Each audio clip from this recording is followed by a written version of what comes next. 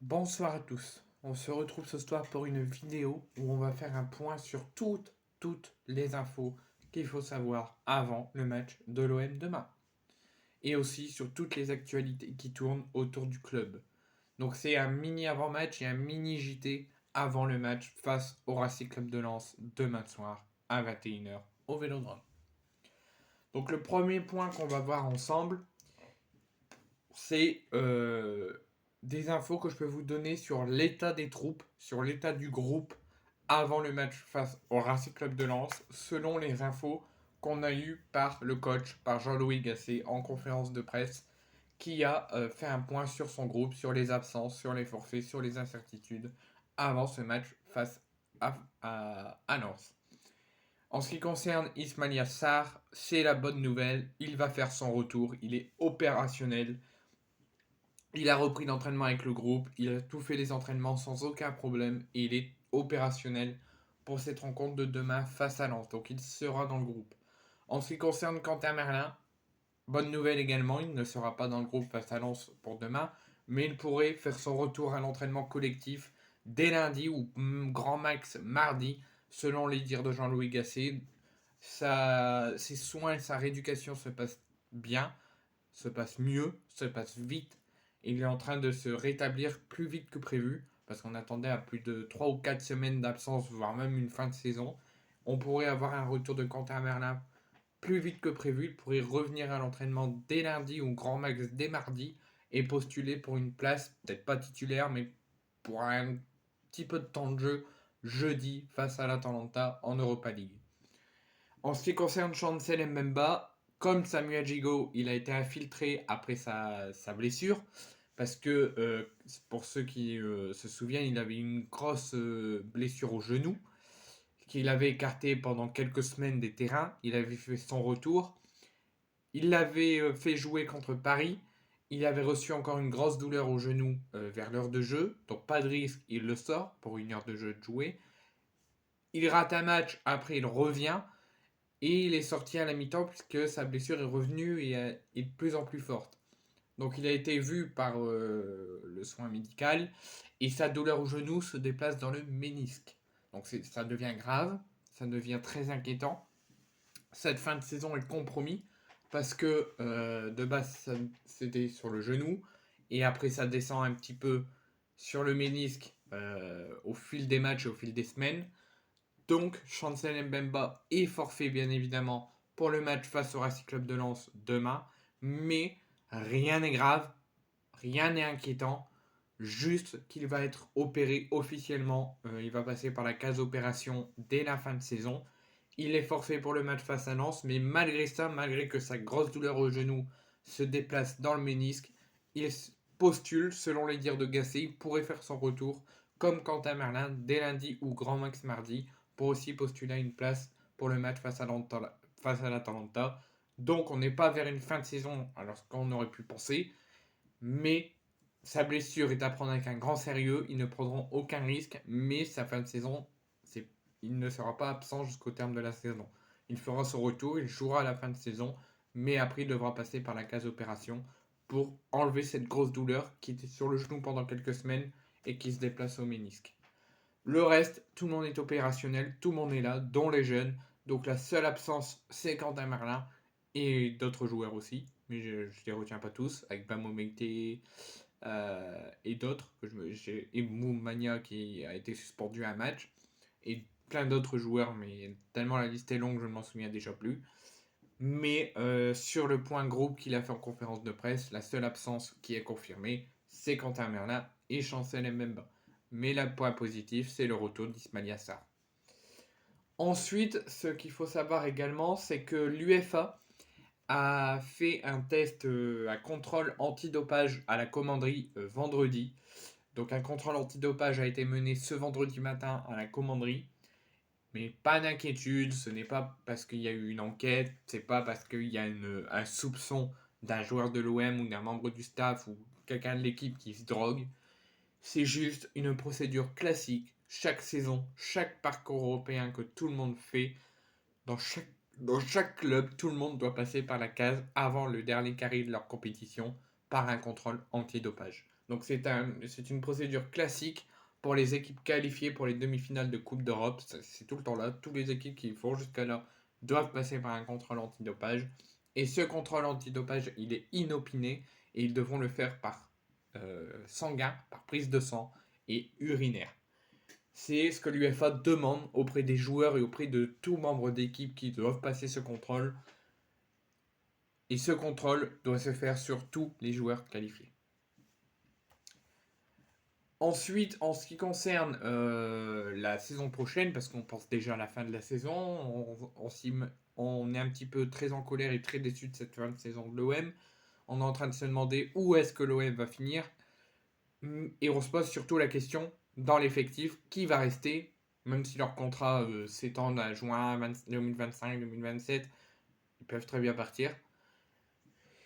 Selon ce qui tourne sur les journaux sportifs, dont le journal L'équipe, Iliman Ndiaye, Faris Boumania et Amin Harit feront toujours partie, peu importe l'entraîneur, que ce soit Jean-Louis Gasset ou que ce soit un autre entraîneur. La direction ne souhaite pas se séparer de Iliman Ndiaye, de Faris Boumania et d'Amin Harit, qui feront toujours les plans, peu importe ce que l'OM fera en cette fin de saison, peu importe s'ils joueront ou non une Coupe d'Europe, et peu importe le coach, la direction ne souhaite pas se séparer d'Iliman Ndiaye, de Faris Boumania et de Amin Harit. Et c'est également le cas de Quentin Merlin, Valentin Rongier, Amir Murillo, Pamo Meite, qui va avoir son option d'achat levée à la fin de la saison, Bilal Nadir et Ruben Blanco, et bien évidemment Ulises Garcia et Gigot devraient quant à eux aussi rester. Donc tout ça, la direction a fait déjà une info à tous les clubs qui voudront donner des offres cet été. Eux, ils resteront au club et ils ne quitteront pas l'Olympique de Marseille. Pour les autres, c'est sûrement également le cas, mais ils ne souhaitent pas,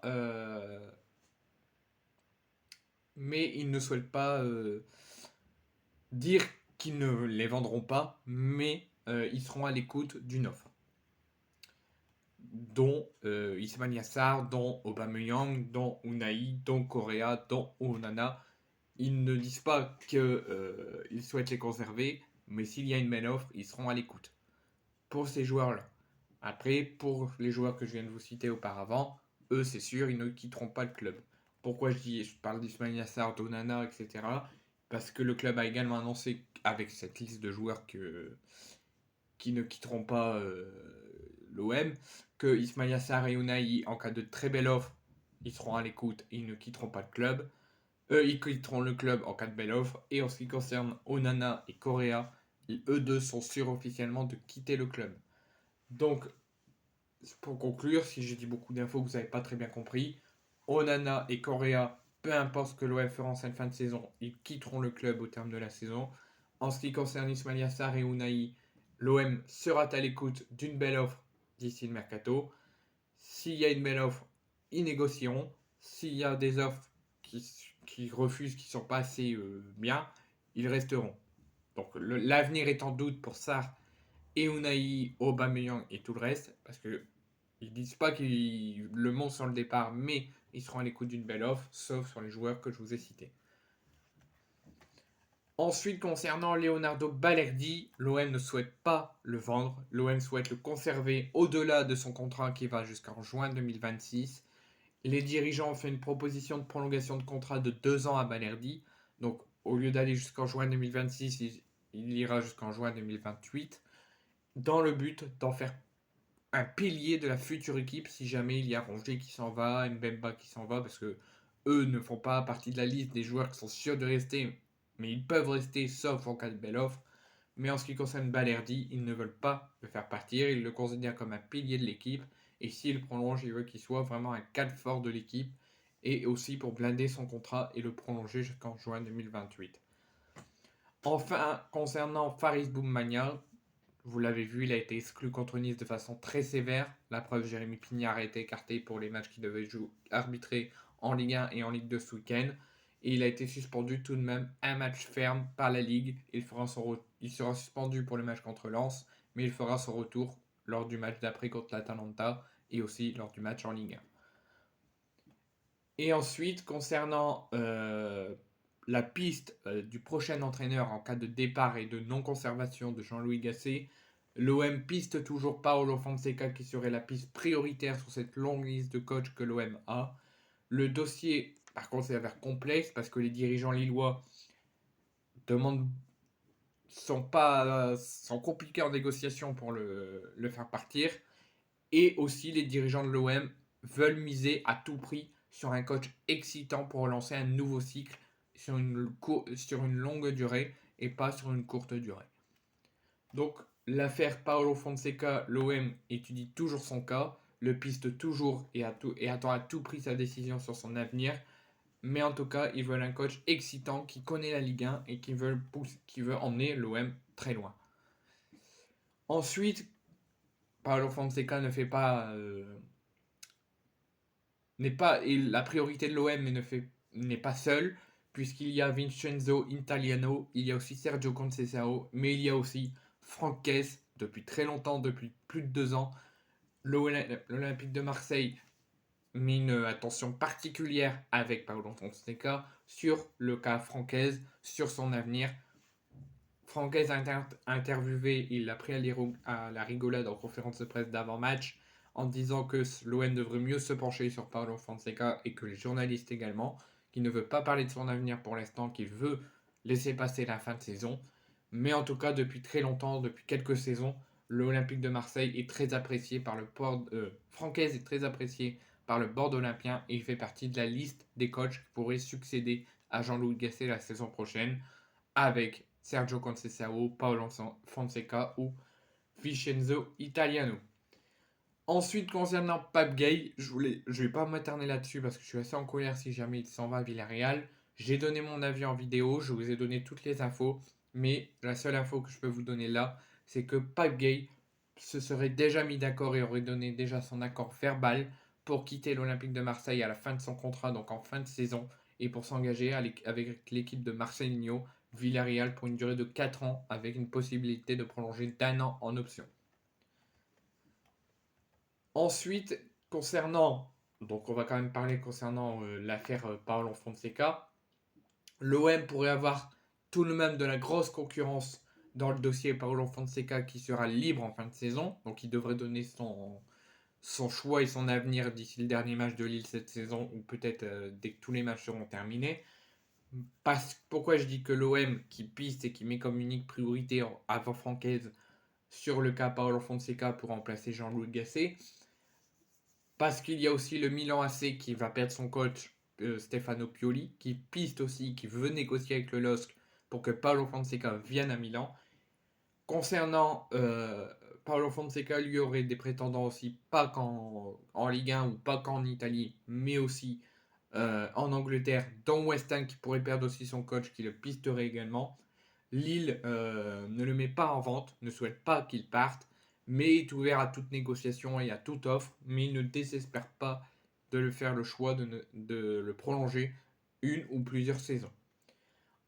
Et donc aussi, le dossier s'avère aussi compliqué, en plus de ça, en plus de la concurrence milanaise de West Ham et d'autres, puisque le dossier s'annonce compliqué parce que Paolo Fonseca ne veut pas venir dans un club où c'est compliqué, où qu'il y a des tensions et que ça fonctionne pas très bien, parce que la probable non-qualification également de l'OM en Ligue des Champions, et aussi les événements survenus ces dernières saisons, avec le changement régulier de coach sur à peine une saison, et aussi les crises, les supporters qui tournent autour du club, et de la tension qui tourne autour du club. Paolo Fonseca veut venir dans un environnement stable où il peut mettre tout en place et il peut gérer de lui-même son équipe. Mais il est ouvert à venir à l'OM. Il est très excité de venir dans le sud de la France pour des raisons assez privées. En ce qui concerne l'effectif de l'OM pour la saison prochaine, en ce qui concerne Pau Lopez, il pourrait voir son statut évoluer la saison prochaine selon le coach.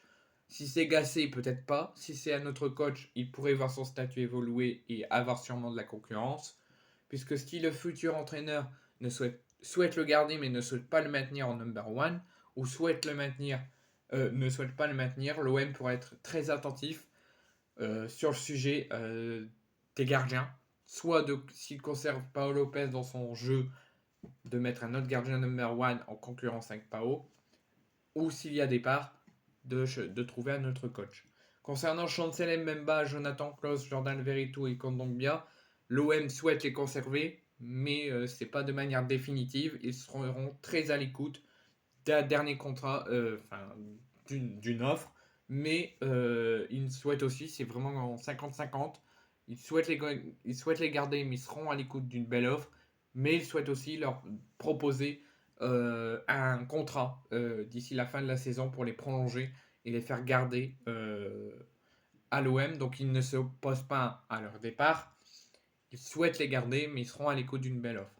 Concernant Pierre-Emerick Aubameyang, l'OM souhaite le conserver, mais comme je vous l'ai dit, et de toute façon, les dernières saisons, on l'a su, Longoria l'a dit, personne n'est vendable, personne n'est pas vendable, en fait, tout le monde est vendable. Donc c'est également le cas de tous les joueurs qui sont là à l'OM, sauf certains, comme ceux que je vous ai cités tout à l'heure. Les autres, ils peuvent rester, mais l'OM restera à l'écoute parce que personne n'est invendable. C'est la logique de l'effectif qui sera changé, qui sera bien analysé pour la saison prochaine. Une moitié des joueurs, eux, sont sûrs de rester. Une autre peuvent rester, mais avec l'écoute d'une belle offre. Et enfin, concernant la Coupe de France, comme vous le savez, dans un mois, le Paris Saint-Germain et Lyon vont se retrouver pour la finale de la Coupe de France à Lille. Et grâce à la finale de la Coupe de France, la 7e place du championnat pourrait offrir une qualification européenne à un club. Et ça serait pour la Ligue Europa Conférence. Donc elle sera qualificative si le Paris Saint-Germain bat Lyon et remporte la Coupe de France. Donc le club qui terminera 7e sera en Europa Conference League. Et si par contre le PSG s'incline, ne remporte pas la Coupe de France, mais que Lyon la remporte, il faudra que Lyon finisse dans les 6 premiers pour que la 7e place soit qualificative pour la Ligue Europa Conférence.